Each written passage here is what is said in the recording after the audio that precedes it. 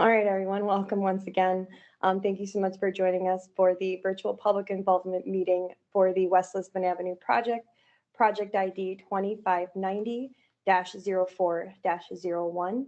The City of Milwaukee, in partnership with the Wisconsin Department of Transportation, is proposing to improve West Lisbon Avenue from North 100th Street to West Burleigh Street.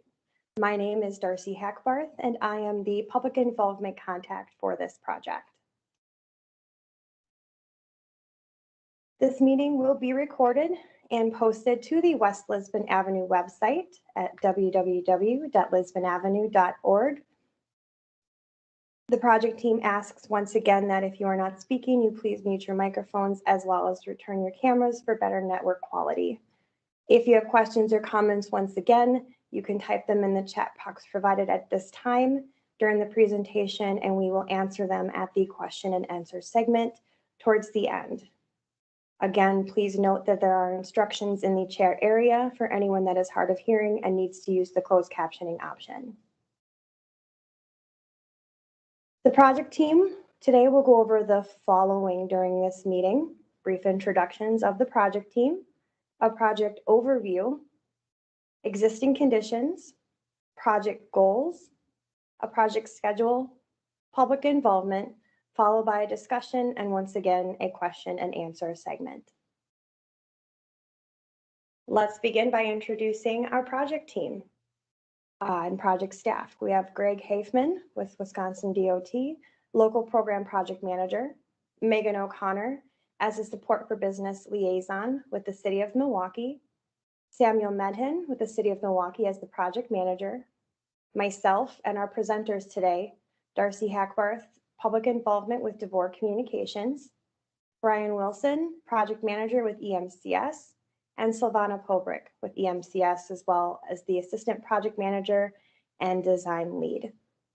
Now I will go ahead and turn it over to Brian Wilson. Thank you, Darcy. Again, I'm Brian Wilson with EMCS. One quick note for those of you who are calling in on your phone, the slide presentation that we're showing, as Darcy mentioned, will be recorded and posted on lisbonavenue.org, and the slides themselves are also on that website. So thank you again for joining us for this meeting for West Lisbon Avenue. The purpose of this meeting is to get input on the current issues along the street and what design ideas you may have.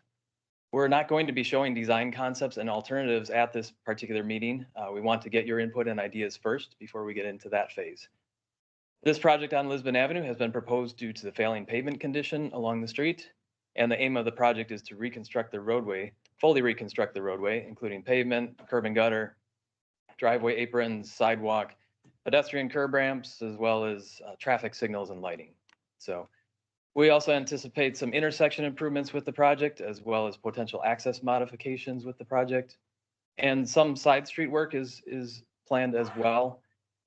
More side street work at the signalized intersections, and probably less side street work at the smaller streets that have stop signs at them. On our next slide here, I'd like to touch base briefly on the current roadway section for this roughly 2-mile stretch of Lisbon Avenue. The current roadway section is a 4-lane divided roadway with a center median, 2 travel lanes in each direction, as well as parking lanes on each side. The existing typical section that we show in this slide and that I mentioned there is fairly representative throughout the corridor, although some areas are more residential and some areas are more commercial. Most of the areas along Lisbon Avenue have sidewalk with a grass terrace area between the curb and the sidewalk. And the public street right-of-way is generally about 1 foot from the outer edge of the sidewalk. There are street trees in the median and also between the curb and the sidewalk, and there's also street lighting in the median. For bicycle and pedestrian accommodations, there are currently no designated bicycle accommodations along this corridor, and most of the corridor has sidewalk, but the stretch along the Holy Cross Cemetery does not currently have sidewalk. The next slide here shows that there are really quite a few types of property uses and stakeholders in and adjacent to the corridor. Single family homes, multifamily residences, commercial properties, schools, churches, the Holy Cross Cemetery, as well as the fire station along the corridor. Along with those different property uses come a variety of stakeholders in the corridor, as well as people traveling and commuting from beyond the corridor. Getting into some engineering elements, the posted speed on Lisbon Avenue is currently 35 miles an hour. There are Brian? also This is yes, David Tapia from City of Milwaukee. I yes, think Dave. everybody's having a problem. They're only seeing half of the slides, including myself. There's Okay. something at the bottom half, so you guys can correct that. I think we'd all be able to follow along better. Sure. Thank you, David. Thank you. Give us one moment here. I'm going to mute the audio, and we will address that.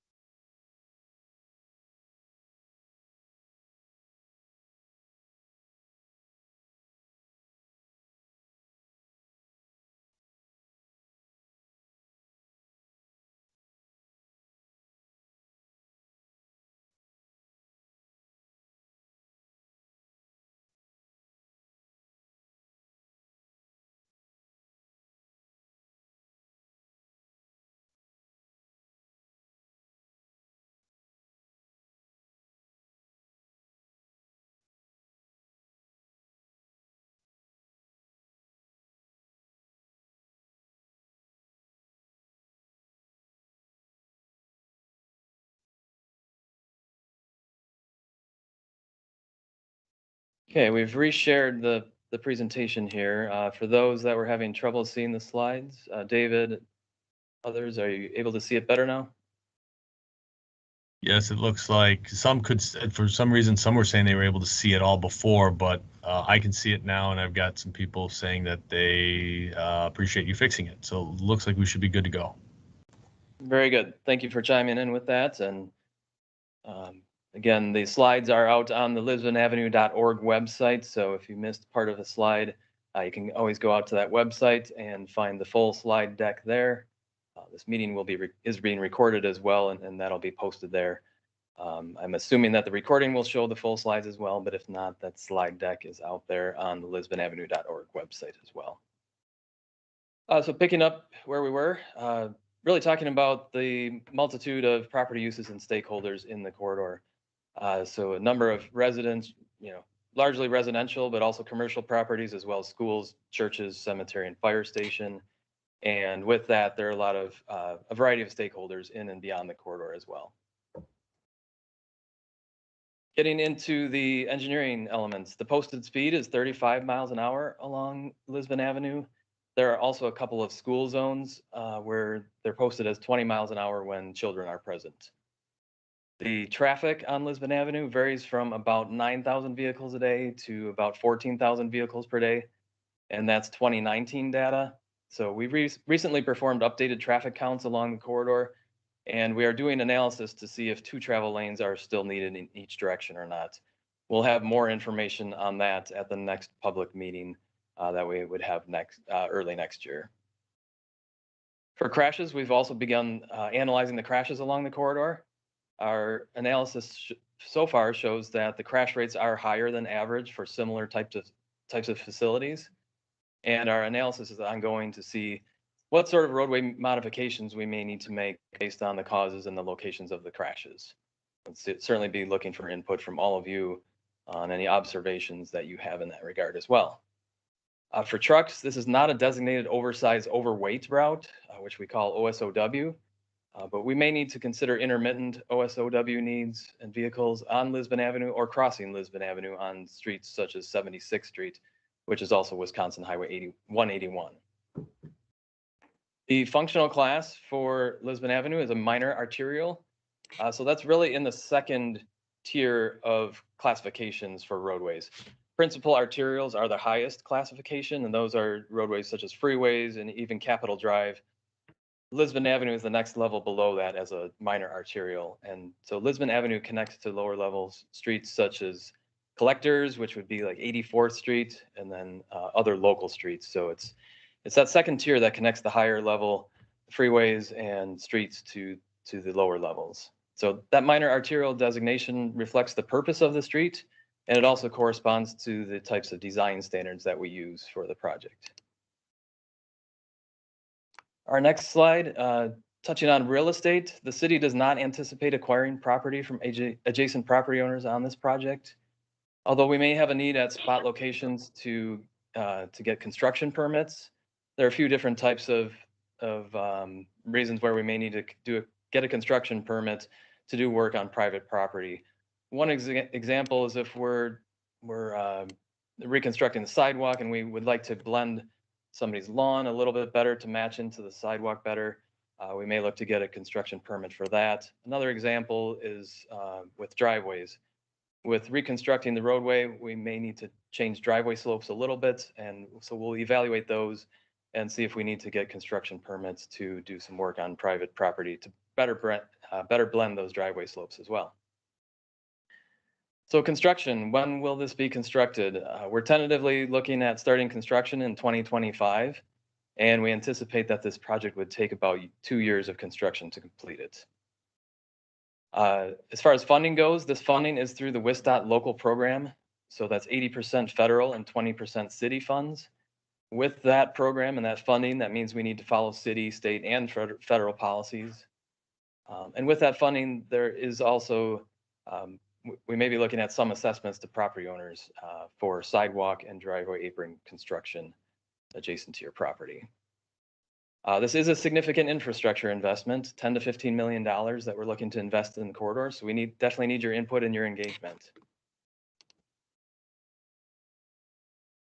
Jumping into the next slide, before we get into the project goals, if anybody has joined since we started, we're giving this short presentation and then we'll have a question and answer session at the end of it.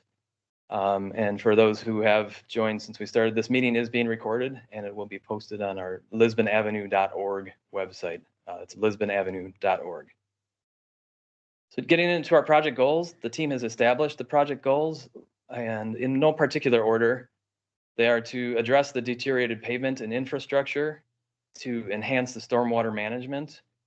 We're looking to reduce the crash rates and crash severity. Also looking to improve transportation safety and mobility for all users. We'll be analyzing traffic calming measures. Traffic calming is using the design of the roadway to influence drivers to slow down. And we'll also be avoiding and minimizing environmental impacts to the extent possible. So to wrap that into one overall goal is to provide a functional, livable street, meeting the characteristics of the corridor and the community.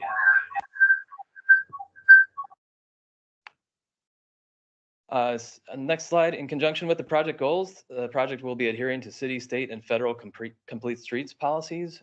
Those policies for complete streets put emphasis on various modes of transportation. To summarize those, the city's policy is to address accessibility and maximize comfort, safety, and the needs of all users. The state of Wisconsin and WisDOT policy is to give due consideration to establishing bicycle and pedestrian accommodations. And the federal policy is to incorporate safe and convenient walking and bicycling facilities into transportation projects. So for pedestrian accommodations, those are provided by the sidewalk. We'll also be looking to make pedestrian improvements at the curb ramps to make sure that those are all ADA accessible. We'll also be looking at pedestrian improvements such as curb extensions, pedestrian refuges, possibly high visibility crosswalks at certain locations. For bicycle accommodations, we have planned to evaluate various alternatives for bike accommodations. We'll be looking at that after this meeting and after we complete that traffic analysis to see how many vehicular travel lanes we need in each direction. So we're looking up front for your initial input at this meeting regarding current issues for pedestrians, bikes, bicyclists, other users, as well as ideas that you may have for the corridor.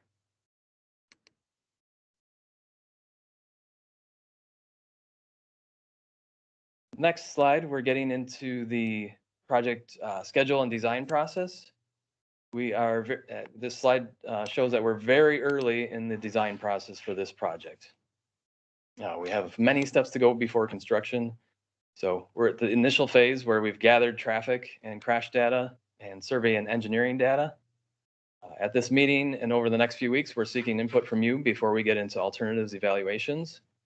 And once an alternative is then, Once we go through the alternatives evaluations and decide on an alternative, we develop an environmental document at that point to document the reasons for the project, the alternatives that we considered, the impacts of the project, as well as public input. After that step, we get into detailed engineering and plan development and work with the utilities to adjust their facilities. And then finally, after that comes the construction.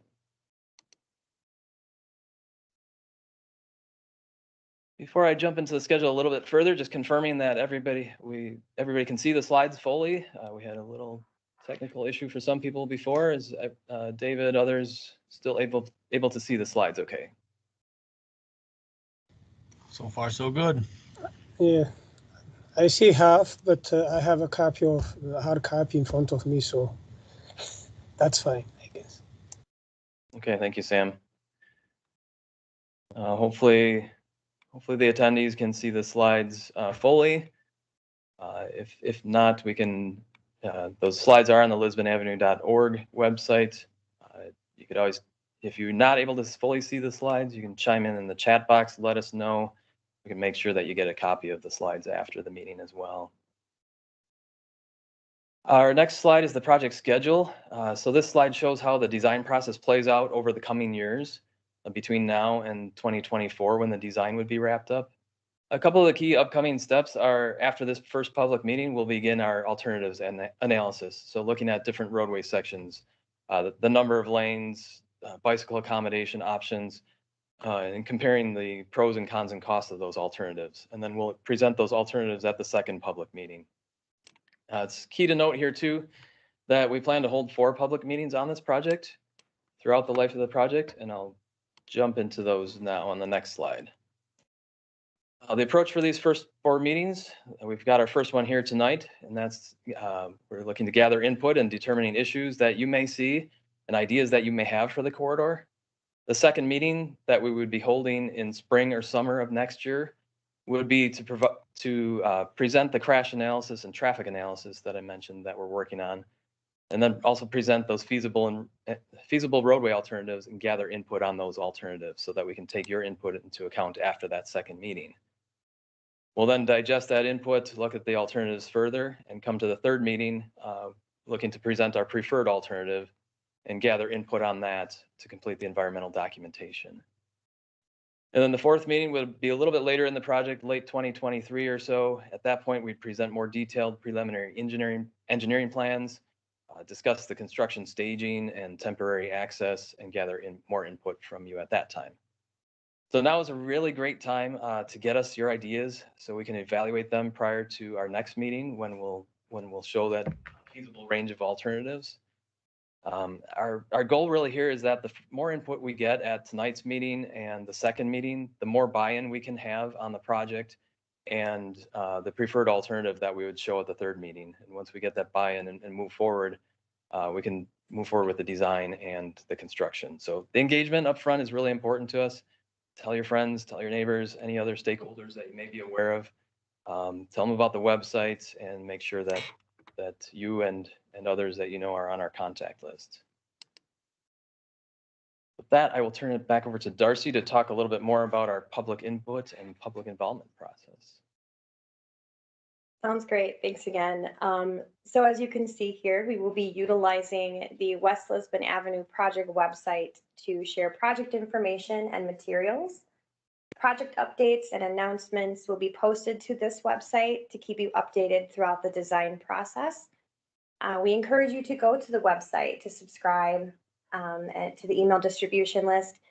Keep in mind the QR code that's available on this slide. You may scan it anytime to access the project website. Social pinpoint. Talk a little bit about community engagement. This is an online engagement platform that is very user-friendly. The project team is utilizing this platform to gather and analyze feedback from the community. This provides the project team the opportunity to engage with the community and stakeholders through a variety of activities.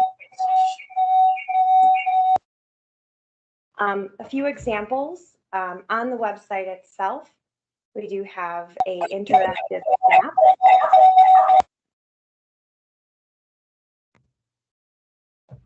Here's the website itself. So we do have an interactive map that's available, which allows users to provide ideas and suggestions or areas that need improvement. By specifically using this map, you will be required to add a comment. And please add as much information as you can. We also have forums you can utilize, such as street parking, that will allow others to communicate their concerns on street parking as well. There's also surveys available on this site. Corridor survey will ask questions and your opinions and feedback on Lisbon Avenue itself.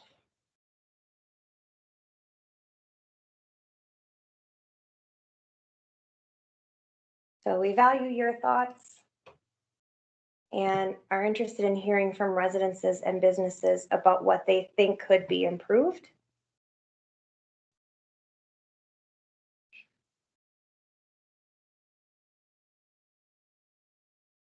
And the QR code is available on the slide here for you to scan at any time. Again, these slides are available on the website. That will link you directly to the engagemke.com/Lisbon Avenue social pinpoint slide.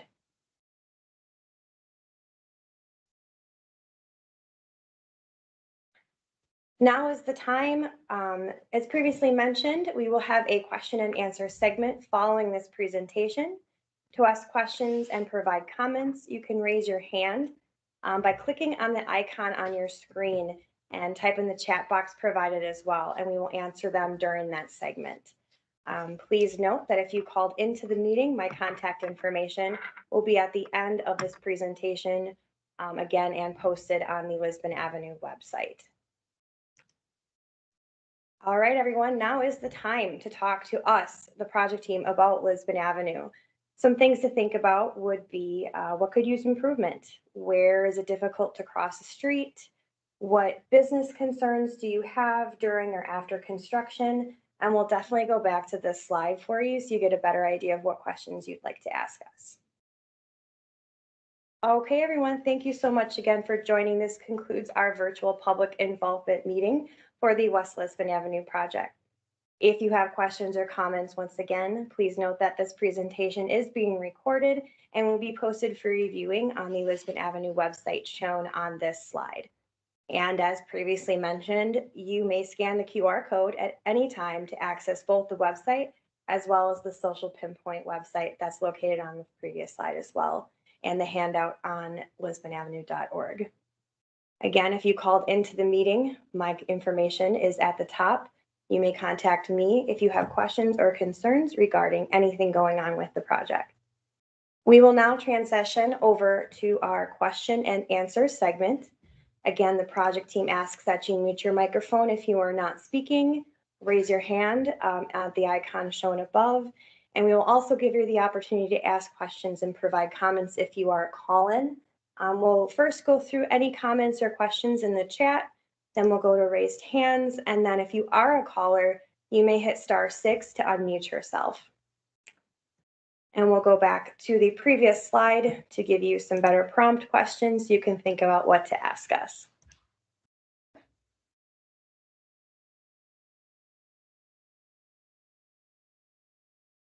Looks like we have our first question. Let me raised hand.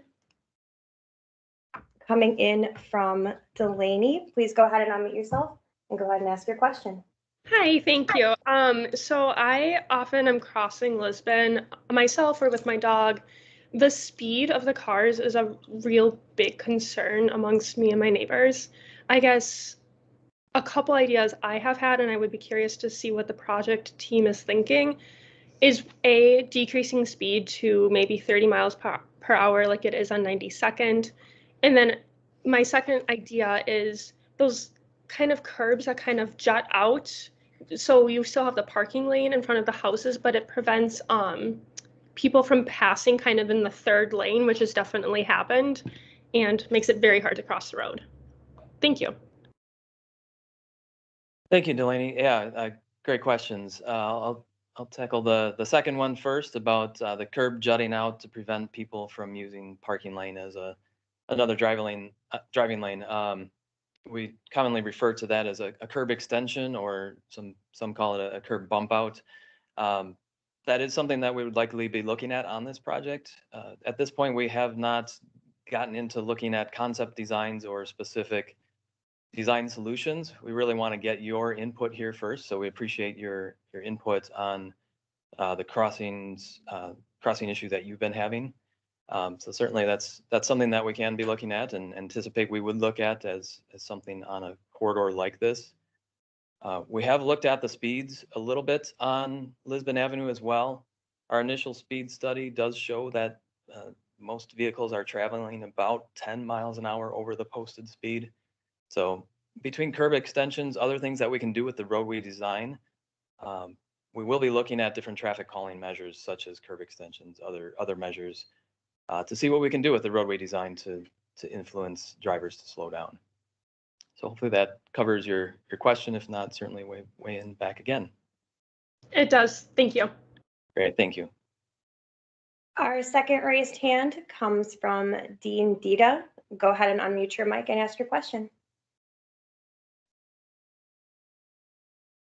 Are you considering to do 2 lanes only? Because I'm in the beginning of the block, really from 75th, and really the traffic is real bad, and the speeders. And as the guy recalled, 40 miles an hour, it's really more than that. Because I got a friend of mine who patrols with the police, and sometimes they even catch them at 60, 70, even 80 miles an hour. Is there anything you can do, like putting 2 lanes and more stop signs and maybe 25 miles an hour? Yeah, great question. Again, related to speed issues. We have seen with the speed data as well that, like I said, most people are tending to travel up to 10 miles an hour over.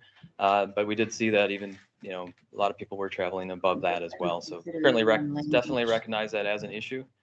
As far as number of lanes go, we are doing the traffic analysis to see how many lanes we need, seeing if we can eliminate a travel lane, which commonly tends to reduce traffic if we do eliminate a travel lane. We don't know whether we'll be able to do that yet for the whole corridor, or there may be some intersections where we need 2 lanes in each direction, but the rest of the corridor, we might be able to go down to 1 lane in each direction. We're really early in the project when we don't have the answers to that yet. Those are some of the things that we're going to be analyzing and seeing what we can do. And also more stop signs, because that's a big long shot. Mm-hmm. Yeah, I don't more know if stop you signs. noticed that.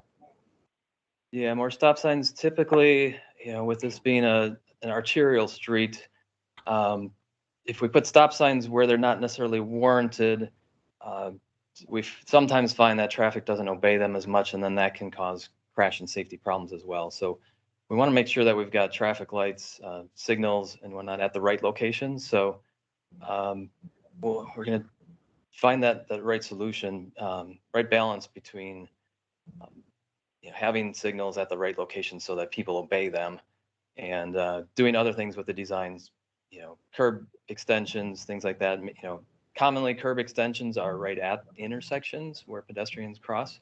We may be able to do some mid-block curb extensions to prevent people from, using that parking lane as well. So we'll be looking at a number of different things. Definitely appreciate your thoughts and inputs. Thank you. All right, we did have a question come in before anybody raised their hand from a Mitchell Olds.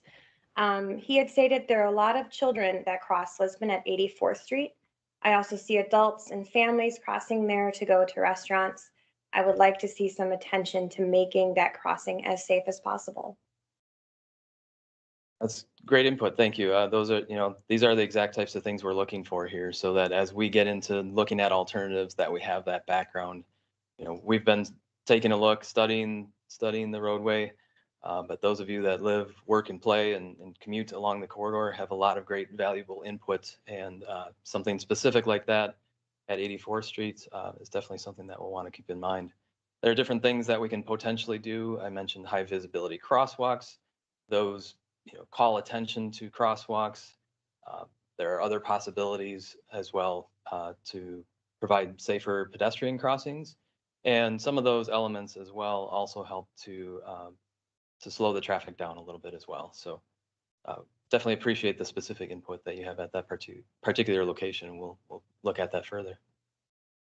Okay, I will ask if you have raised your hand and we've answered your question that you please click the raise hand button again. But the next one comes from a Carl Thomas Glassmeyer. Carl, you may go ahead and unmute yourself. Hello. Can you hear me just fine? Yes, we can. thank you. So a couple things. Someone who likes to ride a bike, I avoid Lisbon. I don't find it safe at all. So I feel like, especially if we can end up getting rid of 2 travel lanes, it'd be fantastic to put on some good bike infrastructure, protected bike infrastructure specifically, so that it's a nice leisurely ride, low stress. And then a specific area that I think looking at some crossing assistance, it's close to 84th, since there's a lot of people going to restaurants and everything. 87th or even down at 89th. It would be nice to have some better areas to cross in that section. That there's no like traffic signal, but I know the Cops Park is just to the south, and if you're traveling from Cops Park to some of the restaurants, Champion Chicken, it'd be really nice to have a easy way to cross, safe way. Okay, yeah, that's great. Another specific area, appreciate you mentioning that area. That 87th, 89th areas, yeah, in front of Champion Chicken, the fire station one. It is a fairly wide open, long intersection with the fire truck movements in and out of the fire station there. So that's definitely an area that we'll be looking at closer as well. As far as maybe just a question for you as a bicyclist that would like to use Lisbon Avenue, are you more of a local user riding a few blocks to a park, or more of a commuter user? We'd like to get that type of input as well for people that are interested in using Lisbon Avenue for bicycling that aren't currently. What sort of use would you be looking for? Yeah, more of a, well, I don't commute because it's like my job's going to be farther away, but I go to parks or businesses. And so I'd say it's local use. I'd prefer to bike somewhere than drive my car to a local business. Sure, that's great. Yeah, just trying to get a sense, for you and others that have interest in bicycling on Lisbon Avenue, just looking to get a sense of what the different types of users might be along the corridor. So appreciate that feedback as well. Okay, next we did get a comment in the comment section before the next. We'll go to the next raised hand from David. His question was, what about modeling this after the Walnut reconstruction?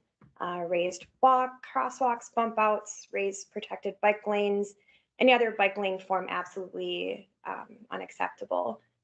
Dave, we'll go to your comment. Yeah, thanks for that comment. We were aware of the Walnut Street project, and certainly the city staff are. After this meeting, we're looking to get that sort of input as to what people want to see on this corridor. We'll be talking with city staff and deciding which alternatives we want to look at. We do plan on looking at protected off-street bike lanes as an option on this, as well as other bicycle accommodations, looking at the pros and cons and impacts and costs of those. So, too early to say where we might be able to go with, and which option we'd select, but we will be looking at options such as that. All right, next person I have raised hand is Mary Jo Gerlach. You may go ahead and unmute yourself. Thank you. So yeah, I was going to talk about the 89th Street and where the firehouse is, but to potentially maybe decrease the amount of traffic on that corner. I live in the condominiums that are on the north side of Lisbon, right in that area. And we have a large number of owners that access Lisbon Avenue by doing a U-turn at that corner. If there's any possibility of doing cutouts in the boulevard at different locations where there are big numbers of, probably when Lisbon was built, there wasn't the condominiums and the large apartment building that's on the north side of, that is just to the west of us. So thinking about that. And then also I would hate to lose the boulevard, but we find, at least in this stretch from at 84th Street to 92nd Street, that with snow removal, and we have to think about that, unfortunately, and that large piles of snow get put on those boulevards, and the visibility is very difficult when we have large snows. So anything that can be done to accommodate that as well. Thank you. Okay. Thank you. And yeah, certainly in Milwaukee and Wisconsin, we need to always be cognizant of snow removal when we're looking at different design options. So yeah, that's a good observation, good thought that we'll need to consider if there are ways to, it could be as simple as talking with the operations section and the plowing units, to see if they can handle that differently. Or if there's something that we can do differently with the design to make it easier for them to plow it and not have a large bank, inhibiting the sight lines at those locations. So, in regards to the area, 87th, 89th area, as well as what you talked about with, numerous U-turns at certain locations, and can we add more cutouts in that median boulevard? I would say that is something that we'll be looking at as well. Good. Okay. Our traffic analysis gets into more detail. We'll be taking a look at those different movements. It certainly helps knowing what specific issues you're seeing on the corridor. We'll be passing along that to the traffic team, but we will look at reimagining that type of stuff as well, and figuring out where the best spots for U-turns are. Some of those cutouts are currently close to intersections, which can sometimes be safety issues if they're close to an intersection. So we'll need to look at those further and figure out the best spots for those. All right. Thank you. Thank you. Next, we did get a comment from a Dave Miskey. He did comment saying there are several schools along or one block off Lisbon, the 95th Street School and MGC. Please consider flashing walkways and bump outs near those schools. Okay, yeah, we're certainly aware of the schools, and high visibility crosswalks may be a very good option. As far as flashing walkways, assuming referring to the flashing beacons on the signs that when pedestrians are there looking to cross, that those signs, the flashing beacons on those signs light up to help warn drivers that people are looking to cross. So that's another option for pedestrian safety that we can be looking at as well. All right, we have a raised hand from a Jose. Jose, you may go ahead and unmute yourself. Hi, everyone. Thanks for having this meeting. So I just wanted to provide more of a general comment, and David earlier kind of preempted it. The first thing I thought of when I saw that this road was going to be rebuilt was the Walnut project that David mentioned. And I guess I just want to second my support for just doing a very similar design. The dimensions of the road, the types of traffic that it sees, the types of areas that I go through all seem very similar.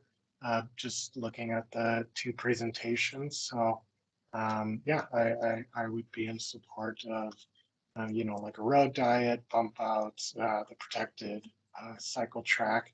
I also like to get around by bike. I'm closer to the city more in the Brewers Hill area, but I like to ride my bike to visit friends in Adair's Park and Coops Park and Copper Park. And it'd be great to just be able to hop on Lisbon to go out to that area of the city, but it's not possible right now just because of how it is built. So just seconding my support for a very similar built environment to what's being considered for Walnut, and hopefully connecting them one day. Very good. Thank you for the input. Yeah, with the city's complete streets policy, as well as WisDOT and federal policies, we'll be looking at those bicycle accommodations. And like I said before, we will be looking at protected bike accommodations as one of the options. To take a step back and kind of talk about our process again, we need to look at alternatives for the roadway and for bicycle accommodations and things like that. As part of the federal process with the federal funding, we need to work through the alternatives process. And I know on the Walnut Street project, they looked at that as well and looked at a couple different alternatives. So that's a pretty common, pretty typical for these projects that are through the WisDOT process and with the federal funding, where we look through different alternatives and get input from all of you. And we'll look at the pros and cons and impacts and costs of those alternatives, and then ultimately arrive at whichever alternative is deemed appropriate for the corridor. So thanks again for your input. All right, next we have a Ben Teal. Looks like you had your hand raised as well as comments. You may go ahead and unmute yourself and you can go over your comments as well. Hi there. I'm a daily year-long bike commuter, and I wanted to strongly endorse any decision that involves protected bike lanes. I think that Lisbon has a really valuable opportunity as an angled street and where it is in the city to appeal to more bike commuters. If I'm not mistaken, I think 1% of all Milwaukee residents commuted by bike in 2009. I think that raised to 2% sometime around 2015, but I don't have a citation handy for that. Please consider protected or separated bike paths or cycle tracks along Lisbon when possible, and in such a way that they won't interfere with bump outs and pedestrian crossings. Thank you. Thank you. And yeah, it's a great point. Definitely taking into account, jotting that down, that we've got a number of people looking for the protected bicycle accommodations. You raised a good point that Lisbon Avenue is a diagonal street. So connects a number of different neighborhoods fairly efficiently that way by being a diagonal street. So that's something that is definitely a consideration as well. One thing that I'd like input on, we may be looking at different designs along the corridor as well. As I mentioned earlier in the presentation, a lot of the corridor is residential, but we do have some more commercial areas, say around 84th Street. So, we may look to have slightly different bicycle accommodations and pedestrian sidewalk widths through those areas. So that's something that we're going to need to look at further to make sure we're not, causing safety issues and conflicts between bicyclists and pedestrians as well. So if anybody's got inputs on those types of things, love to hear that as well. Delaney, looks like you have your hand still raised and you made a comment. Is there anything you'd like to say? You can go ahead and unmute yourself if you would like to. Oh, I'm sorry. Thank you. No, that's okay. Just stating you wanted to support the bikes along Lisbon Avenue. If there's anything else you'd like to say, please go ahead.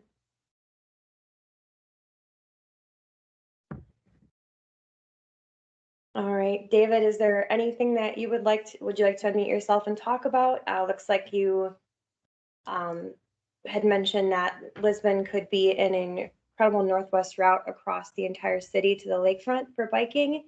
If we can get continuous protected bike lanes. Yeah, going back, going back to the whole part of it, some sections are more mixed use commercial, some are residential. And you say you'd look at different facilities, would you be saying you might put in cycle track in one portion and then just do conventional stripe lane in others? Because I'd say for me, that would probably be a non-starter. Just wouldn't use that. Yeah, great question. And I don't know that we have any specific thoughts in mind yet. Like we said, we haven't really been looking into this yet. We wanted to get your public input first before we start delving into looking at different options. So not necessarily going, it's hard to say whether we would go back to on-street conventional bike lanes in the commercial area.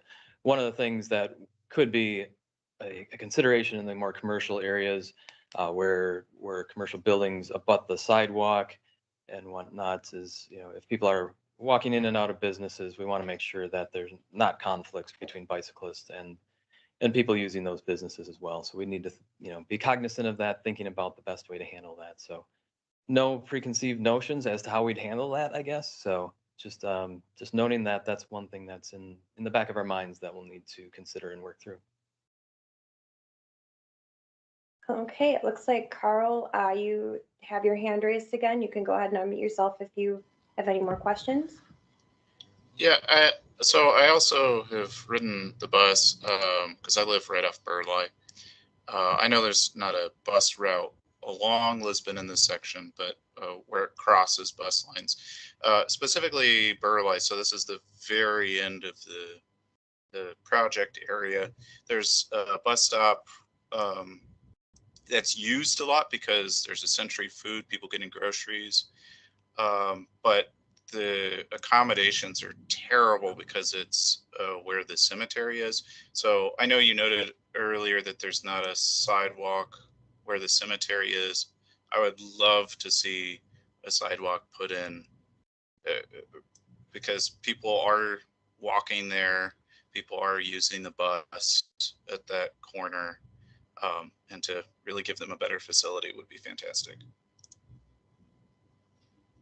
Great, thank you. Yeah, so the couple topics there for transit stops for MCTS. We will be coordinating with MCTS to see if there are improvements, changes they would like to make with their stops with the project. And then the sidewalk topic along the cemetery, that's something that we'd like input on as well. Noting that there is no sidewalk along the cemetery now. Certainly we've got one person here who's looking, would love to see the sidewalk there. If others have input, opinions on that either way, we'd love to hear that. We'll be looking to see if that is an option to get sidewalk along the cemetery. So we'd love to hear your input on whether that would be of benefit or not. All right, looks like David had a few more comments regarding the street itself. He did mention that there was a lot of things on the northwest side of the city, be able to access more, and there's no safe direct bike routes, but we've already delved into that. And then you did ask, what about installing roundabouts instead of signalized intersections, given their safety benefits and traffic calming properties? Sure. As far as bicycle accommodations connecting to various destinations around the area of Lisbon Avenue corridor and beyond, that is something that we look at is the connectivity to other bicycle infrastructure. So we know there's streets that have bicycle accommodations crossing Lisbon. I believe Capitol Drive has some on-street bike lanes. So we definitely look at how that connectivity works with the bicycle accommodations as well. As far as roundabouts go, they certainly do have, some benefits are traffic calming and safety measures. On an arterial like this, we wouldn't typically be looking at roundabouts with the way the street network is connected with the signalized intersections between Lisbon as well as various crossing and connecting streets. Roundabouts also can be fairly large in some cases, where we might get into impacts at the various corners of the intersections. And that's something that we're looking to avoid acquiring right away with the project. Roundabouts, depending on the design, can be difficult for pedestrians to cross as well. So I would say roundabouts are not something that we're planning on analyzing for the corridor. They do have some benefits. It's a type of thing that we look at as a tool in the toolbox. And on the right corridor, at the right locations, they are a very good option. It's not something that we necessarily plan to look at on this corridor.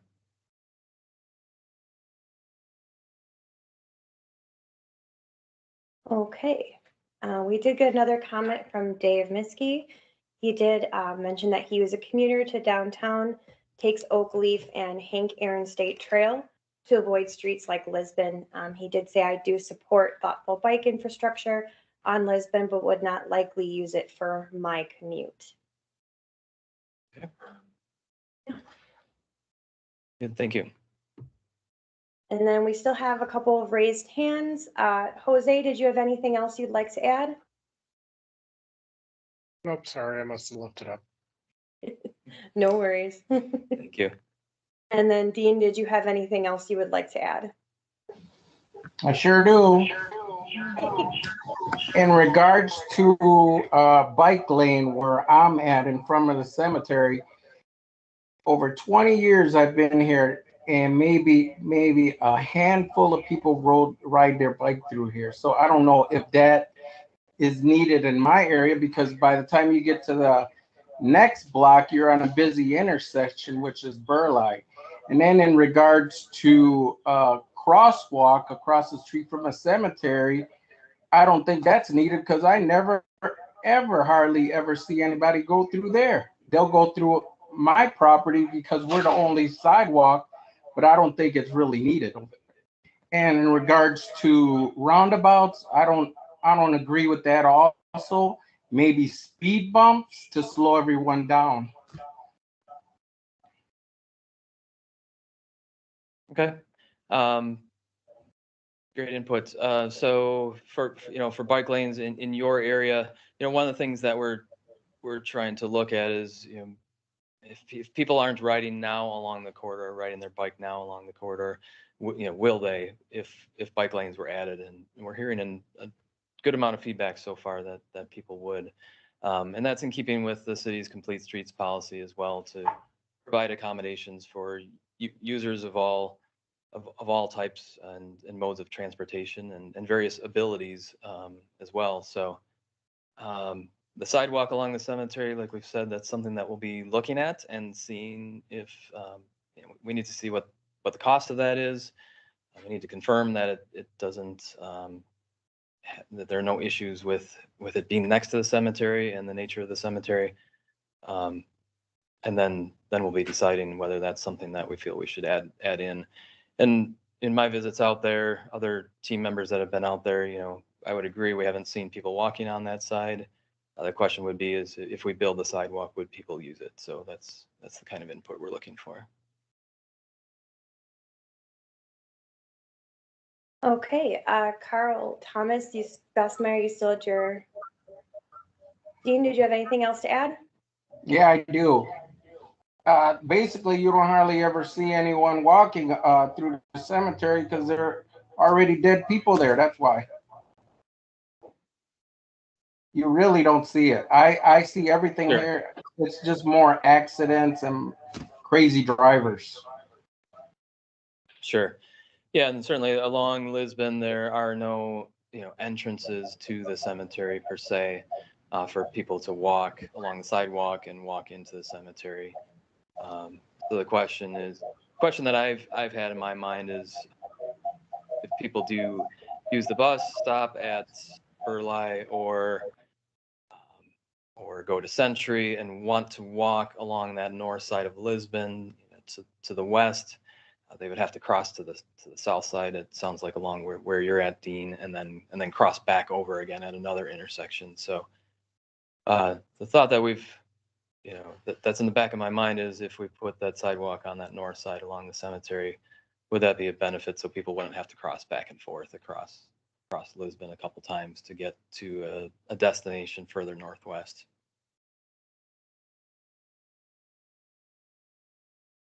Okay, next we do have Donna with her hand raised.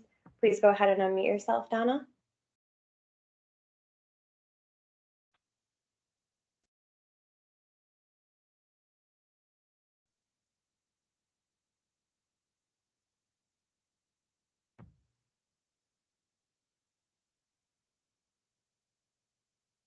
Donna, can you hear me okay? Did you have a question for us? Looks like you have your hand raised.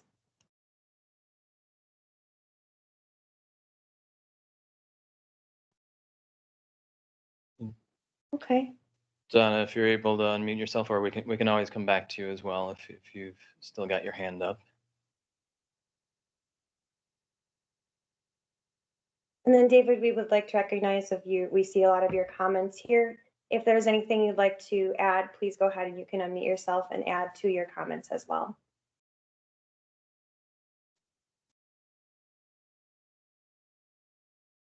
Yeah, sure. I guess, I mean, when people mention that you don't see people walking or biking, it's not a shocker, but there's no sidewalk and people are mentioning traffic going 80 miles an hour. I mean, I don't drive, so I mean, I rely on a bike or transit to get around everywhere.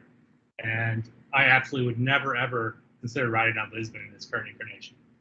I mean, it's just abysmal. I mean, you said Capitol Drive as bike facilities or paint stripes. I laughed out loud when you said that because it's, I mean, it's honestly life-threatening. I would not ever consider setting foot anywhere near them. So that's just my opinion on it. Sure, and I wasn't making judgments as to the Capitol Drive bike lanes and whether they're the best, most desirable or not. Just noting that they are out there, so and that we do look for those types of things as far as connectivity.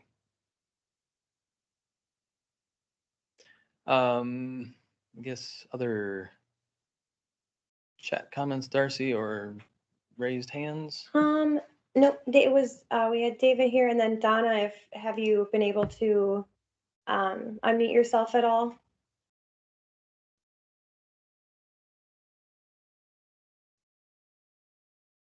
Otherwise, it looks like, okay, we'll move on to Carl Glassmeyer. Looks like you have your hand raised again. Go ahead and ask your question. Yeah, yes, this is, oh, sorry. This is Donna. Yeah, this is Donna. We finally got it to unmute. I live down kind of on the other end of this project near 100th Street, and I really hope they are taking a look at that, where 100th Street comes south onto Lisbon, because it's a real, I'm sorry, from Capitol onto Lisbon, it's a real mess. People don't stop at that stop sign from Capitol.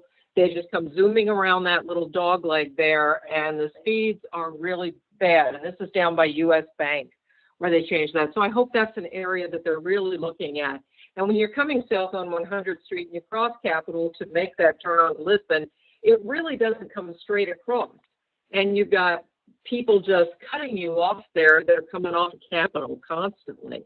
So I hope that's an area. And also I noted that you were taking a look at the trucks. When the trucks come roaring through here, it's obvious they're doing more than 35. You know, when you hear them, and it's not just the bad roadway, it's the speed that they're going at, and you hear these huge trucks just banging away as they're, you know, hitting roadway, but also because they're going so fast.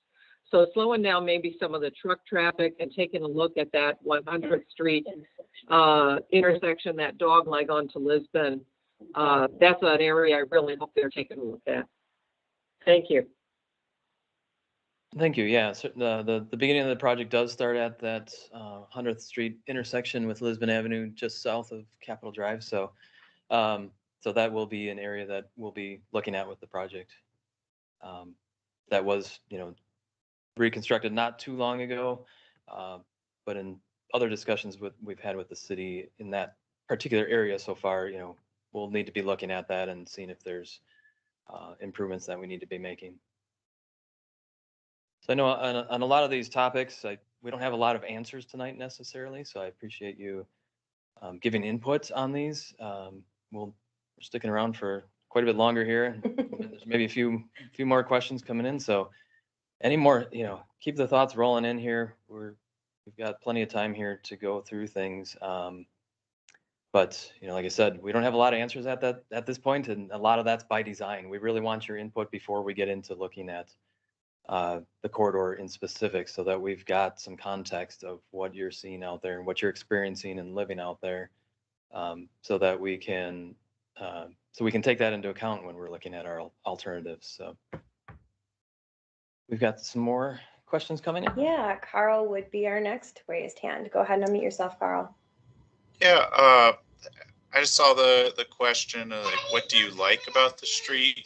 and I just wanted to say that I really like the trees along the street. I don't want the trees to be prioritized over, you know, a bike infrastructure or pedestrian crossings, but I think there's plenty of room.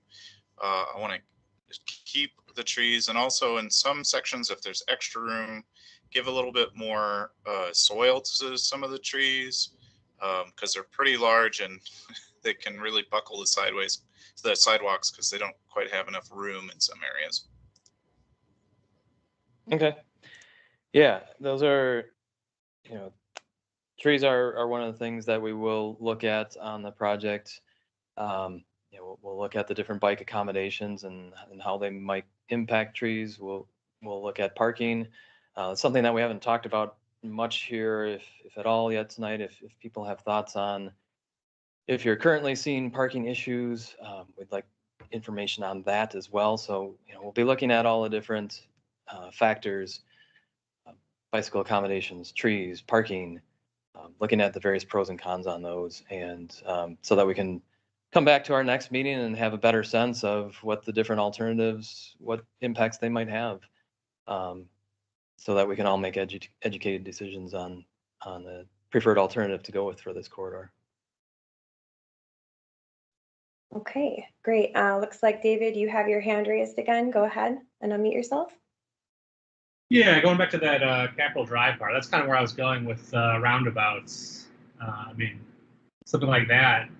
I mean, there's an epidemic on much of the city, especially on these gigantic arterials that are overly wide, of people just running lights or, you know, horrendous crashes at four-way intersections. So, you know, roundabout would almost eliminate the possibility of that. Well, also, possibly, from my understanding, having traffic flow better and maybe cheaper. And I've been around the world where they're frequently used, and I've seen much larger than, or smaller, depending on the context of the street. So they fit them. Okay, thank you. What I'd like to do is transition to any call-ins that have questions or comments. Dean, I do see you have your hand raised again, but I'd like to see if we could get anyone that has called in. To unmute yourself, please go ahead and hit *6 and provide us with any comments or questions.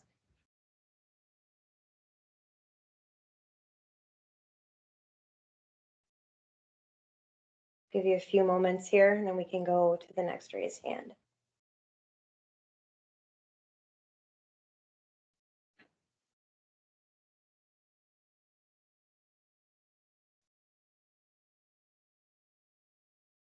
Okay, if we don't have anyone from any of the call-ins, we can, oh, Lisa, you can go ahead and speak. Hi, sorry, I just joined the meeting and I didn't hear the first part, but I was wondering if Lisbon Road will be entirely repaved and maybe like the old, you know, the current pavement taken up and relaid, just because there's so many potholes and bumps. I mean, it seems beyond repair. I think it just needs to be completely replaced. Yes, great question. You've analyzed it well. We do plan on replacing all of the pavement with the project. So you mentioned you joined a little bit late. We've been recording this presentation and it'll be posted on the lisbonavenue.org website. So you can always watch that at a later date. The slides from the presentation are also on the lisbonavenue.org website. So, but yes, to answer your question, we will be looking to replace all of the pavement, completely reconstruct the roadway, including the pavement, some of the drainage structures, sidewalks, driveway aprons, traffic signals, street lights, all the way up and down the corridor. So complete reconstruction.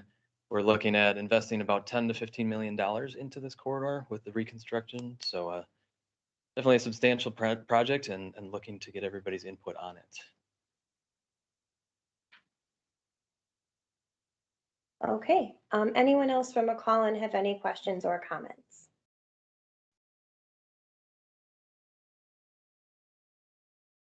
Okay, thank you so much.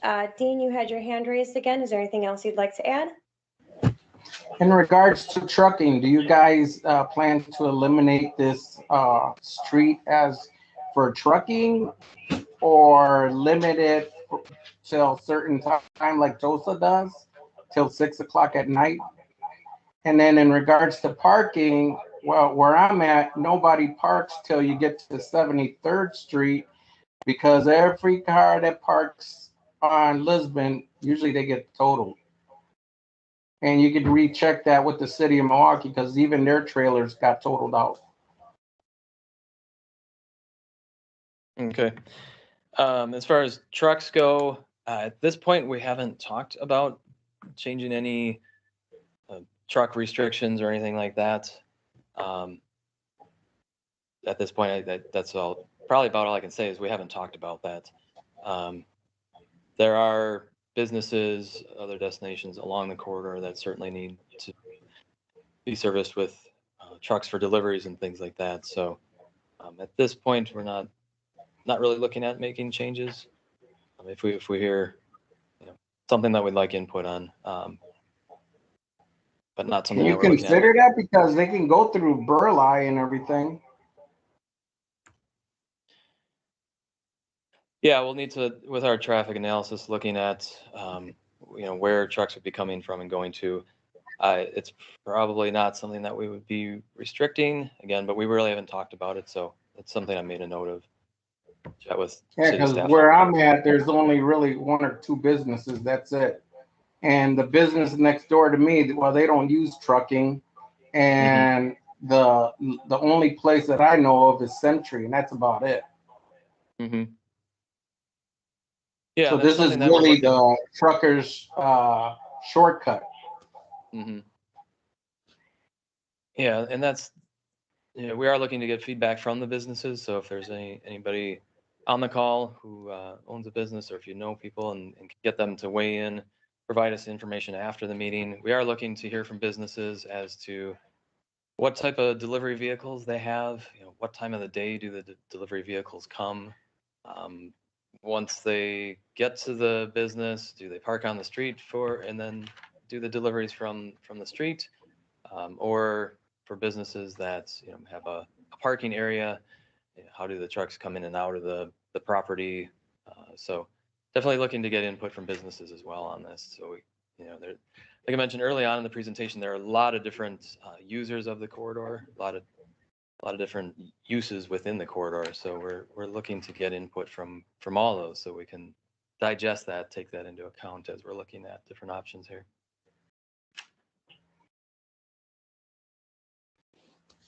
Okay, great. Once again, I ask that if anyone is a caller, please hit *6 and unmute yourself, and please ask us any questions or provide any comments.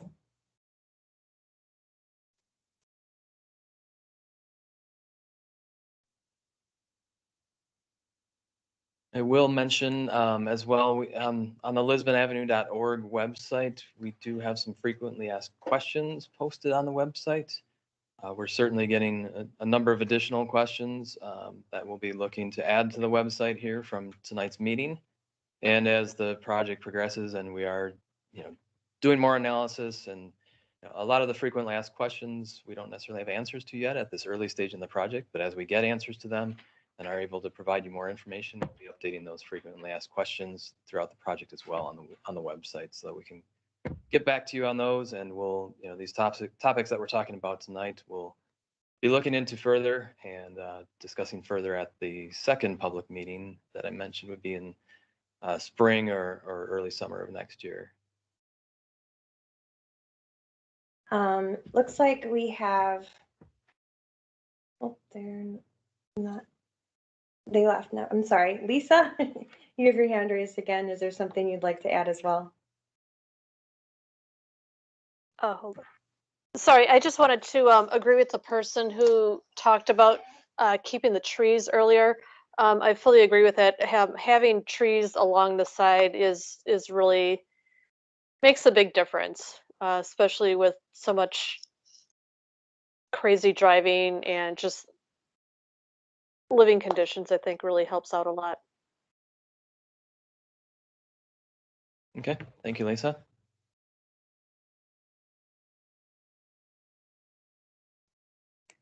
All right, do we have anyone else? Again, if you are a caller, I know I said this, please dial *6. I did see yourself on, if you see yourself unmuted, please go ahead and speak. Otherwise, we will continue to be here for a little bit yet. So if you have questions or concerns, please don't hesitate to put them in the comment box. Raise your hand, speak up, whatever you'd like to do. Please let us know.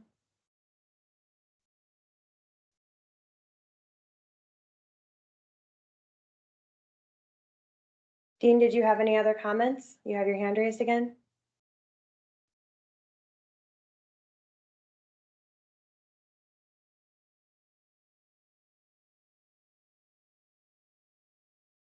One question that I would have for all of you that are in or adjacent to the Lisbon Avenue corridor, as part of our public involvement and public input process, we're looking to see if there are community events that we could possibly go to early part of next year, into summer of next year, where we could show up, set up a table, get some information out to people in the area. So if any of you that are in that area are aware of community events that might be a good fit for us, we are looking for that to be able to have locations to show up and get the word out to more people. So any insight on that you could provide would be helpful as well. And you may utilize the social pinpoint website that we talked about briefly a little bit ago. It's an excellent tool for you to give us your feedback, several surveys, forums, everything like that. Please let us know. That's where we're at in this stage. We really need your feedback on this project. Colleen, looks like you have your hand raised. Please go ahead and unmute yourself. Yeah, I just have some comments. Please don't take it down to only 2 lanes. There's a gentleman that said he's been here for 20 years and there's never been bikes on Lisbon Avenue. I've been here since it was when the cement was first laid. And I would hate to see that that it would go down to only 2 lanes. I think it would cause a big traffic jam. And will we still be able to park on the street? As far as parking goes, we believe at this point that we're still looking to provide parking. This is a fairly wide corridor. The right-of-way width, I believe, was 120 feet. So we have more room on this corridor than some others in the city to provide bicycle accommodations as well as parking, as well as trees. So those are all the things that we're going to be looking at moving into the next phase. Because if it comes down to, I'm sorry. No, okay, go ahead. No, if it comes down to putting a biking path, which nobody rides their bikes at all, versus having people park in front of their houses, I would opt for parking, having us being able to park on the street in front of our house. Yeah, at this, go ahead. I'm sorry. And the other thing is that I don't agree with the roundabouts on Lisbon Avenue or speed bumps. So I'm asking, please don't put those in. Sure. Yeah, regarding parking, bicycle accommodations, trees, all of those, we'll be looking at that in the next phase, and we'll be continuing to look at that traffic analysis. Certainly noted that your recommendation and hope is that we keep 2 lanes in each direction.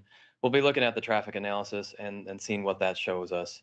It's possible that at some areas of the project, maybe towards either end of the project, if those still need 2 lanes in each direction, we don't know that yet. There could be possibly certain intersections that we might need 2 lanes each direction through on Lisbon Avenue through the intersection. So at this point, we don't know. We haven't looked into it in enough detail to figure that out. Yeah, but if you're going to do 2 lanes at the intersections and then it goes into 1 lane, then that's that would be an accident waiting to happen, I think. Yeah, that's always something to be cognizant Yeah, of. so if we can keep it at the 4 lanes that it is now, and if you need space, make the meridian a little bit, narrower, but keep the meridian in there so that, the lane cars don't cross across lanes and cause accidents. Sure. Yeah, we'll be looking at that further. The city has implemented some other projects, similar corridors, reducing traffic lanes, and seems like they're operating pretty well so far. So we'll be looking to get further information on those projects as well, see how those might compare to here. But again, at this point, it's too early to tell. We haven't dug into that traffic analysis, so Sure. we'll be evaluating all that as we come, and we'll plan on presenting our findings at our next meeting next year, so we can walk through that as well as the crash analysis and all that to give some more background behind how we're analyzing the project, and then talk about the alternatives and the pros and cons of those alternatives and the costs associated with them. So a lot of work to go. We're early stages, so definitely appreciate all the input. All right, looks like, thank you so much, Colleen. Next, we have a comment from Ben Teal again, recommending a concern about traffic jams read into an article. Thank you so much for providing that. We'll definitely take that into consideration. And then that people would bike on Lisbon, and I predict a lot of people biking there if it were safe and practical to do so. So thank you so much for that comment. Next raised hand, we actually have Carl Glassmeyer again. Please go ahead. Oh, I had a question. You were saying you wanted to go to community events. What was your time frame on that? Are you open to? Do you have time in the summer, next summer? Or is that too late? I don't think we have a specific time frame in mind, and I might look to Darcy, as our public involvement, public input lead on this. Our next public meeting that we're looking at is probably spring or early summer of next year. And at that point, we would be conveying the results of our traffic analysis, safety analysis, crash analysis, as well as going over those alternatives. So certainly something around that time frame might be good, so that we could, we'd have another public meeting. At this point, we don't know whether that next public meeting will be virtual like this one, or if we'll be doing in-person meetings at that point. We'll see how things go in the coming months.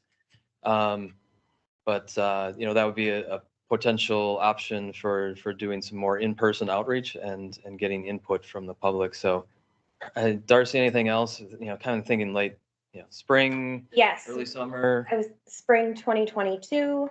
That would be ideal. Just get us involved. Let us know what's going on out there, preferably around the next PIM, which will be again around early spring. That'd be wonderful. Into summer, we'll be here. So please let us know. It's really important, that we receive your feedback, and during that time of the year is perfect to go to any community events because it'll be outdoors, hopefully. So yeah, thank you so much, Carl. Yeah, the one thing I live in Adaris Park. I'm not associated with the neighborhood association leadership or anything like that, but I definitely reach out to them. They've got a lot of summer functions. I mean, we've got a farmer's market in the park now that hasn't happened for a couple of years, and I don't know if they're looking to be able to bring it back this next year, but that's a way to get word out. Perfect. Yeah, we'll definitely take that into consideration. I know that's a busy area around there. Thank you so much, Carl. Thank you. Yeah, any suggestions like that, certainly let us know, whether it's here tonight.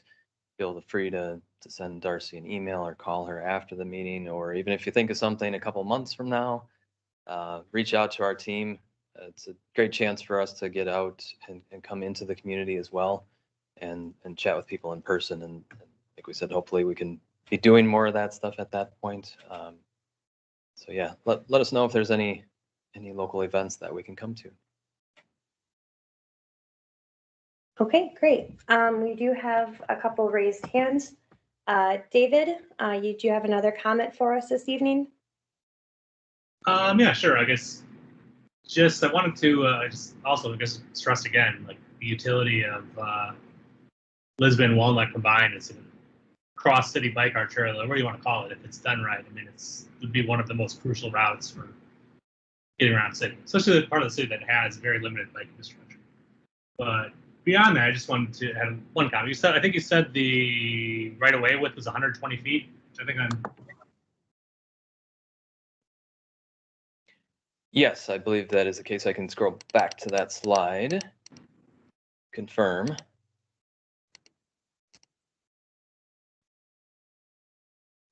Getting there. And I don't have the right of way width listed, but I believe that is my recollection is that it's 120 feet. Right. If that's something that Silvana on our team could just check into pulling up in our files, that would be great. And I can get back to you on that in a second to just confirm that. No, but that's ballpark. I was curious. So I work in GIS. I'm zooming around ortho imagery, looking at widths right here and now. Sure. And just for people's information, I-94 around 35th Street is about 120 feet wide. So I don't think it's really an exaggeration to say this is probably one of the most grotesquely overbuilt streets in the city in terms of roadway width.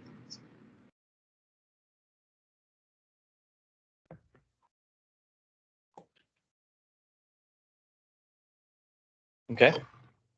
We're just working on confirming that. Yeah, it's generally 120 feet. Yeah, generally 120 foot right away.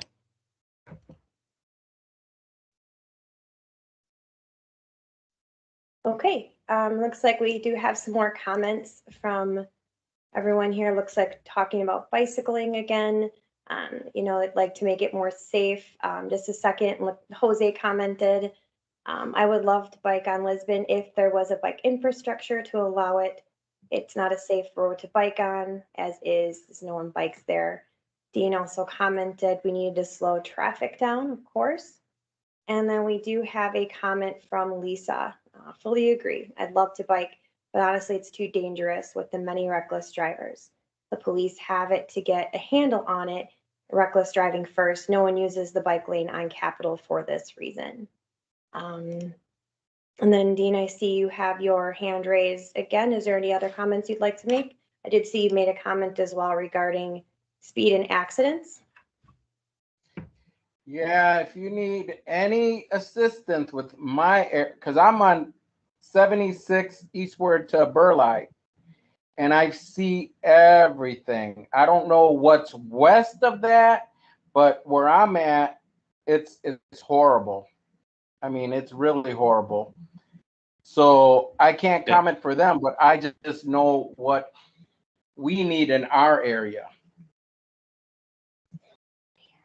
Yeah, definitely. And you know, that's something that we'll take a look at with the crash analysis. Are there spot locations, spot intersections, or segments such as yours that have higher crash rates, or specific types of crashes that we need to look into further? Like I said before in the presentation, this is a long corridor. It's 2 miles, so it's a fairly long corridor. So I think, like you said, Dean, you know, certain areas might experience a little bit different safety issues than others. So we need to be looking at it in that manner, and you know, not making the assumption that the whole corridor is the same as well. So we'll analyze it that way, and then we'll need to look at what the appropriate design is as well. So yeah, they can comment on their little area. I know my little area. That's why when I say what I see is what I see, because I experienced that. In regards also to the lane, yeah, 4 lanes is always nice, but this is really a freeway here, and there's a police officer. I can off the air, I can give you his number, and you can call him, and he'll tell you all about it. Sure.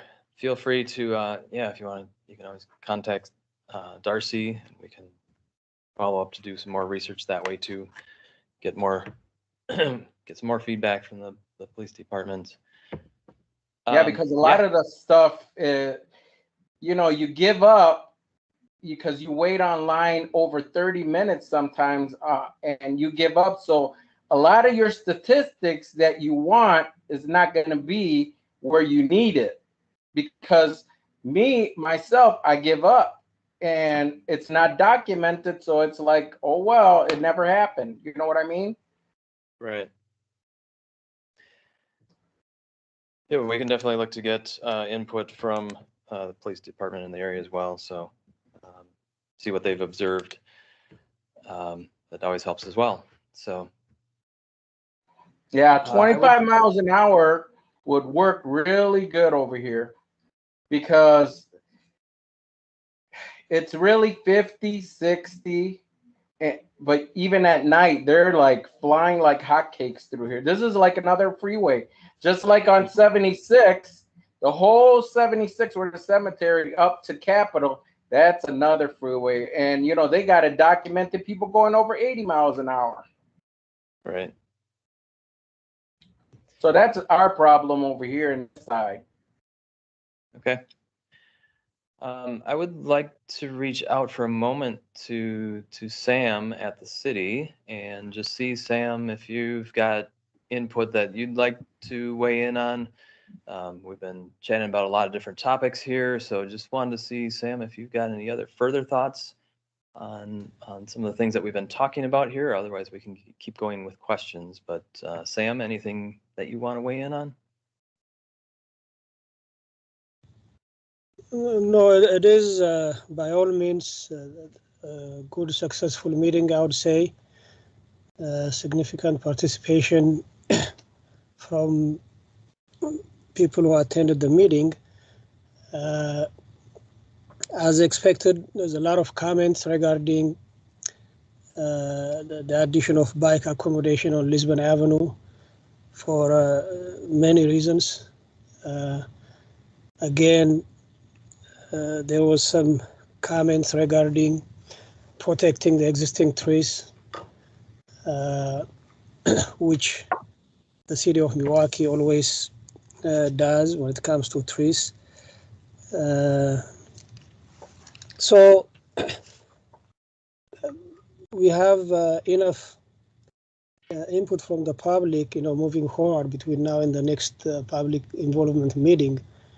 The City of Milwaukee and AMCS will have a lot to talk and discuss and exchange ideas. So, overall, I'm pretty happy with the amount of participation. Not only a few issues, but all sorts of issues. From condition of the existing pavement, as well as safety related existing the facility where there is safety improvement can be done or considered for this project. So we have a lot, and then that is the whole purpose of this meeting, to get input from the public. So again, between now and the next couple months, we have a lot of issues to cover and talk about. So that's all I have to say. Very good. Thank you, Sam. Appreciate your input and feedback. And yes, many things to talk about. Yes, we're very happy with the engagement. A lot of great questions, input tonight. We're still here for another 20 minutes or so, and I think there's maybe still more questions filtering in, so that's great. We've been getting emails even before the meeting today. Once the invites went out to everybody, we started getting some emails, and that's great as well. And there have been people posting on the Social Pinpoint website as well. So getting a lot of great feedback prior to this meeting and at this meeting here, and hopefully we'll be getting more feedback in the next few weeks here after the meeting as well. You've been giving us all your feedback tonight verbally or in the chat area, which is fantastic. Feel free to email us as well, or submit comments forms through the website, or go on, if you have those that have specific comments, questions, or issue areas such as difficult pedestrian crossings, or if you're aware of specific crash areas, things like that. The Social Pinpoint is really good for those. Social Pinpoint also has the surveys as far as how people feel about riding a bicycle along the street and all sorts of things like that. So lots of different ways to provide us input. So and then I'd ask you to continue to spread the word as well. So we invited a whole slew of folks along the corridor and beyond to the meeting. So we've really been getting the word out. But if you're aware of people that haven't heard about the project and would be interested, pass along the website information, lisbonavenue.org, pass along our contact information. The more input we can get, the better. So turn it back over to Darcy for some more Q&A, I think. We do have Colleen with her hand raised again. Colleen, is there anything else you'd like to add today? Yeah, I was just going to make a comment when they were saying about the speeds on Lisbon, which are ridiculous. And they say, well, let's lower the speed limit. And it's like, there is a speed limit there. And the speeders, they're not even, I mean, you can lower it to whatever you want or raise it however you want. And the people that are speeding are still going to speed. So, you know, if people are saying, well, let's take it down to 2 lanes, that's really not, is that really going to help? Because they're still going to be speeding. You know, there's an issue here of the speeders that has to be addressed. And it's not going to be addressed with this project, I think. You know, that's something that the police have to monitor. Yeah, certainly speeding on this corridor as well as around the city is an issue, and it's something that the city is tackling. We commonly look at speeding as far as how to address it as the 3 E's. So education, engineering, and enforcement. So you cover the enforcement, and that's you know, for police on the back end when people are speeding, to be enforcing that. From the engineering aspect, that's where we look at the traffic calming measures and looking at curb extensions and other traffic calming measures. So that with the engineering of the roadway, with the design of the roadway, that people don't feel as comfortable driving as fast. So typically, you know, people on streets will drive at about the speed that they feel comfortable with. And you know, they'll look at the posted speed, but they'll also say, okay, based on the width and the nature of this street, and it's not always a conscious decision either, where people just drive at the speed that they're comfortable at. So with the engineering of the roadway, we can influence them to drive more slowly and influence them to not have those crazy high speeds as well. So there will be a number of things that we'll be looking at in that regard. And if we do look at lowering the posted speed limit, we need to make sure that people would generally, based on the new design of the roadway, would generally be in fairly good compliance with that posted speed limit. If we drop the posted speed to an artificially low posted speed, again, people will continue to, for the most part, drive the speed that they feel comfortable with. Some people will obey the speed limit, and then we get this differential speed where some people are traveling the speed they feel comfortable with. Some people are traveling at 25 miles an hour, and that can be a safety problem as well, where people are traveling at drastically different speeds. So that is the challenge at hand, is to figure out how to do that. And we'll be looking at that speed data, looking at the engineering of the roadway. You know, there are a number of studies, again, other corridors that the city has reconstructed, looking at those to figure out what the best design for this corridor will be to help influence the drivers to travel at reasonable speeds.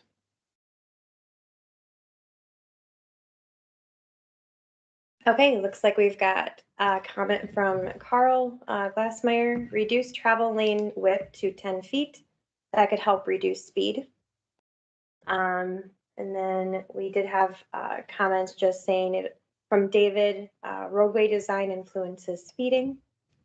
And then Dean commented, that's why he, you know, brought up speed bumps and no roundabout, you know, and then David brought up the 10-foot lanes. Dean, I still see you have your hand raised.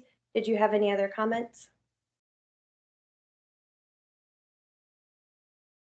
Yeah, if speed bumps don't work, you know, the problem is the speeders.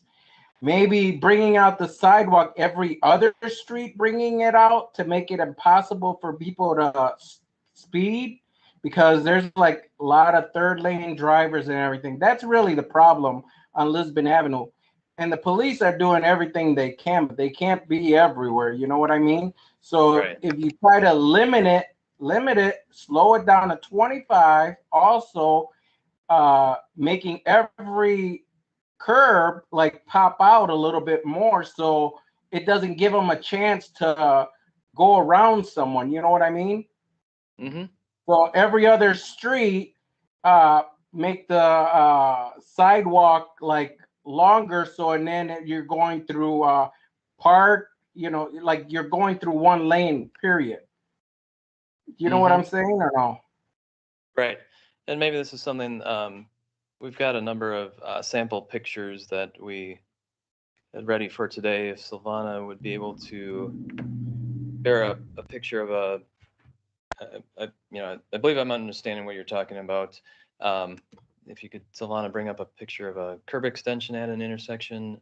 We've got a few of those. She can share her screen here. I'm just gonna, Just 1 second. yeah, I'll just take her 1 second here to pull that up. But yeah, extending that curb into, essentially into the roadway to narrow down the roadway, that does have a traffic calming effect. It's also a pedestrian safety tool as well. By doing these curb extensions into the roadway, it makes the pedestrian crossing shorter to go from one side of the road into the median and then across to the other side of the road. So shorter pedestrian crossings are also a good thing for pedestrian safety.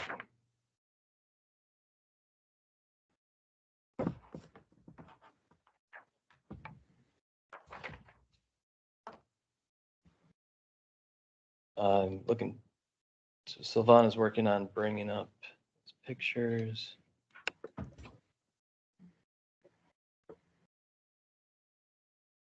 Yeah, I think if you slow the traffic down, it'll be a better area.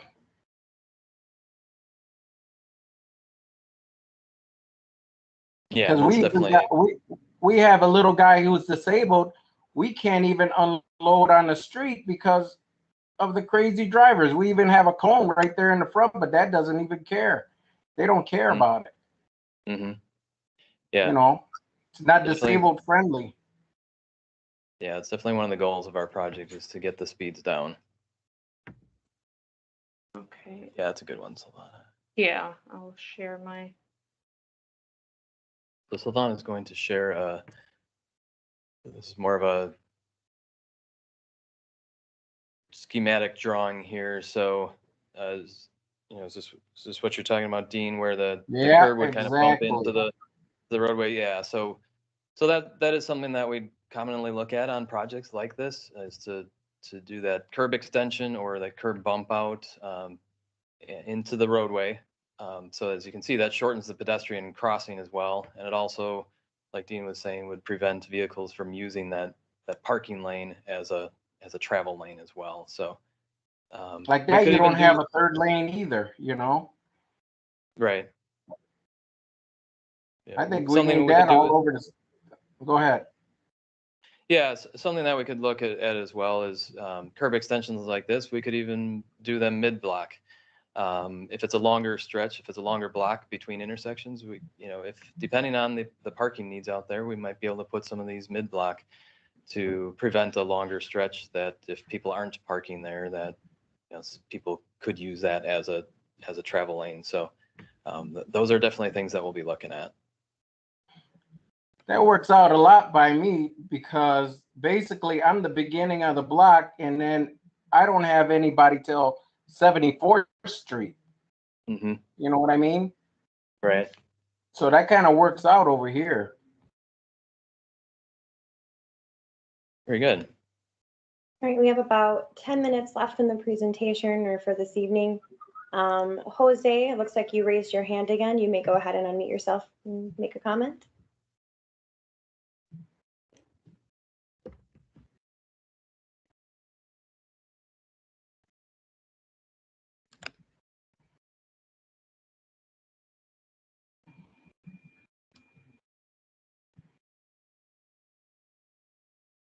Jose, were you able to unmute yourself at all?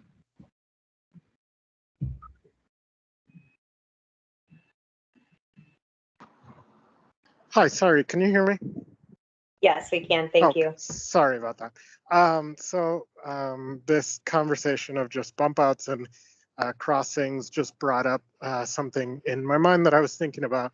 I'm not super familiar with exactly where school children walk in this section of the city. But I think it was mentioned earlier that there are, a few schools. I know Immersion School, there's a couple others in or near this area. So is there any possibility of if there are any particularly popular crossing spots of going even beyond like bump outs, like doing a fully raised crossing? I forget the name. I think it's like a table crossing or something like that. Either across Lisbon or, I guess parallel to Lisbon. So just an idea I had, and so I was wondering if you guys had considered that. Those are types of things that we'll be looking at. So like you said, with schools in the area, those could be particular locations to look at some enhanced pedestrian crossings with a variety of measures. High visibility crosswalks, that was kind of shown on the previous image that Silvana had up, where it really calls out there's a crosswalk there. That's one thing. You mentioned the kind of the tabletop or the raised crosswalk. I think we have an image as well, a couple images of those. Silvana, I'll ask you to share your screen again on those. That is something that so this is one example on the Oak Leaf Trail where there's a raised crossing across the street. There's also some schematics that we have that you can bring up. That's something that we'd be considering, most likely more on the side streets as pedestrians. So here would be an example kind of showing that on a side street. That's something that we have in the back of our mind to look at. So thank you for bringing that up. That raised crosswalk like that can help with safety, pedestrian safety, as well as making sure that the motorists actually stop at the stop signs on the side road. It's more of a visual cue for both pedestrians and motorists. So more so probably looking at some of these types of treatments on the side streets. I believe the Walnut Street project that's been mentioned several times tonight, I believe they're looking at that as well on some of their side streets. So those are the types of things that we'll be looking at and seeing what's right for this corridor. And like you said, it might not be everywhere. It might be at specific locations that where there's more of a need for those types of crossings that we look at. More input that we can get on where those areas are that really need enhanced pedestrian crossings, the better. We won't be doing probably things like that. This next image that Silvana has here. So this is a high visibility crosswalk, showing how that stands out more so. Do you have other ones? Here's a pedestrian refuge in the median where there's some room for a pedestrian to stand within the actual median to give a little bit more space for a pedestrian to make a two-part crossing. That can really help pedestrians as well. So a number of different things that we'll be looking at. Okay, we did get a comment from Lisa. She said, please keep the mid-road turning lane near Champion Chicken on 89th Street. Okay. And then David did comment that some of these are better for ADA accommodations as well. So yes. Thank you for that. And then referred to the Walnuts project as well. Yes. We have about a few minutes. Well, we have a little bit of time left. Colleen, looks like you had your hand raised again. Is there anything else you'd like to add? Yes, a comment about somebody had said about jutting the sidewalks or the sidewalks out. I think they did that on North Avenue and it caused a major disaster accident. So where people were killed. So I would suggest that you wouldn't do that. I'm not familiar with that crash offhand, but we can find out more about that and what transpired there and yeah, see what happened. I'm not. Didn't those jut outs happen on North Avenue? Was it North Avenue? And where the traffic would weave in and out. And one night there was a young gentleman that was speeding and thought the road was straight and crashed. And okay.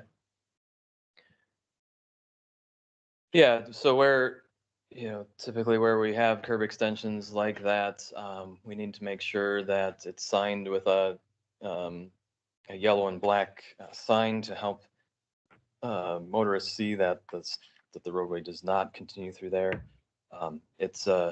That is technically a parking lane as well. We know that some people use it as a driving lane at times.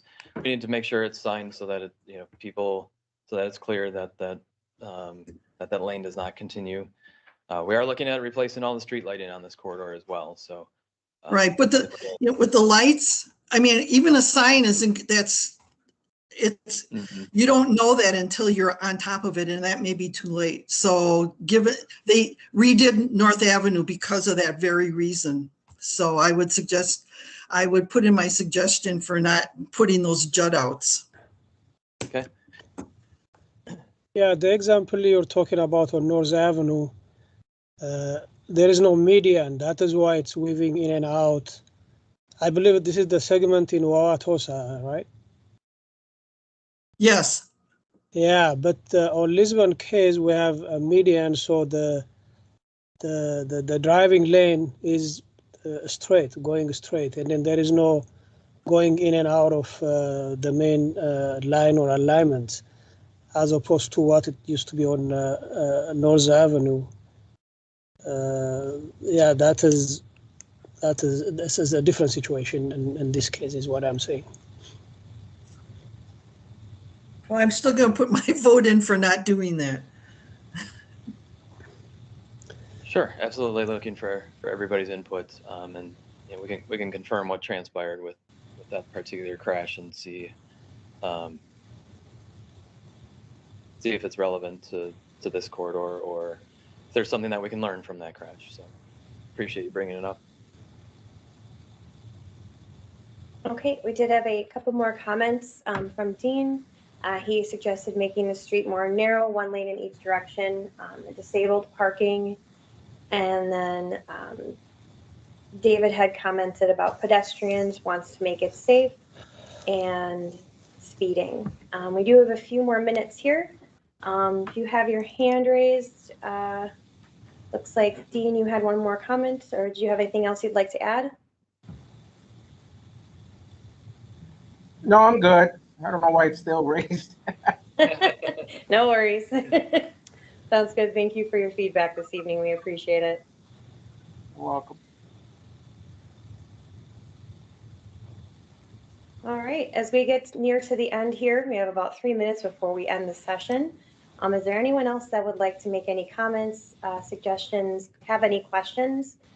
Please feel free to do so. You may unmute yourself now.